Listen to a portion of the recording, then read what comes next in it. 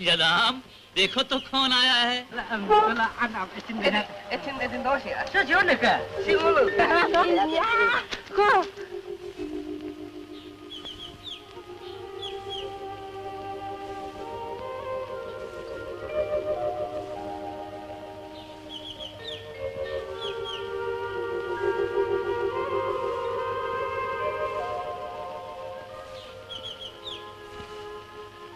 बोलो बेटे, स्कूल में क्या क्या पढ़ा है?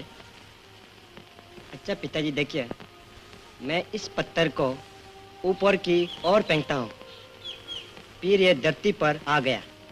इसे कहते हैं धरती की आकर्षण शक्ति। आकर्षण वो तो होगा ही, धरती भी तो लड़की है।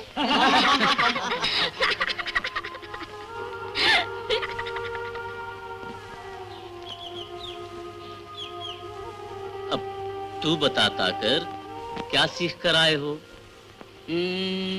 अच्छा पिताजी, वो रंगा नदी है ना, इसके बारे में आप क्या जानते हैं? जहाँ तक देखता हूँ वहाँ तक जानता हूँ।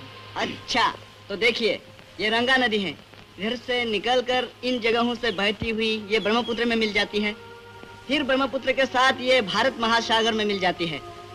अच्छा बेटा, अब तो तुम बंदर जैसे नहीं लगते, मालूम होता है आदमी बन रहे हो। आदमी बनने में बहुत देर लगेगा, बहुत लंबा चढ़ा पड़ना पड़ेगा, 3 किलोमीटर हाथ पड़ना पड़ेगा।